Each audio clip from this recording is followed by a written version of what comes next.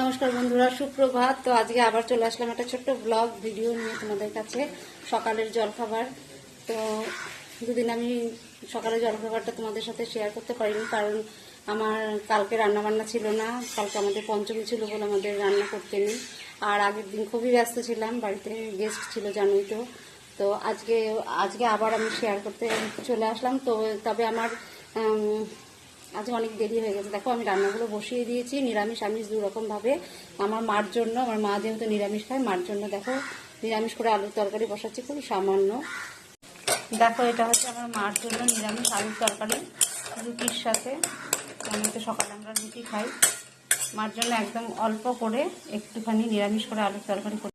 আর দেখো, এখানে আমাদের জলখাবারের তরকারিটাও বসিয়ে দিয়েছি। মানে এটা আলু, পেঁয়াজ, কাঁচা লঙ্কা, রসুন টসুন দিয়ে একটু ভাজা ভাজা করবো, আর সাথে একটা ডিম ফাটিয়ে দেবো।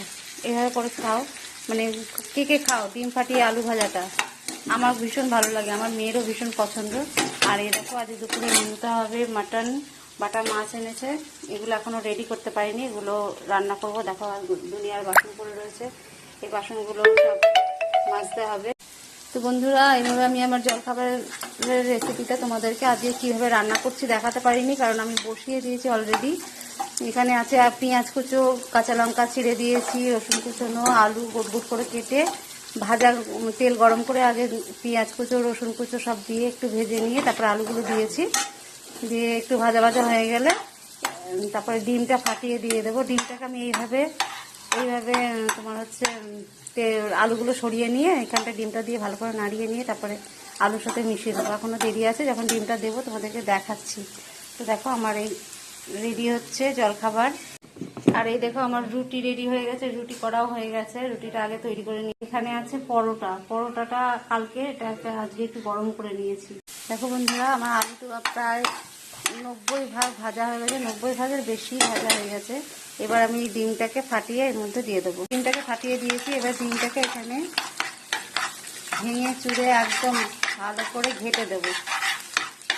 ঘেটে এখানটাতেই ডিমটা একটু শক্ত হয়ে গেলে, ভাজা ভাজা হয়ে গেলে আলুর সাথে মিশিয়ে দেবো।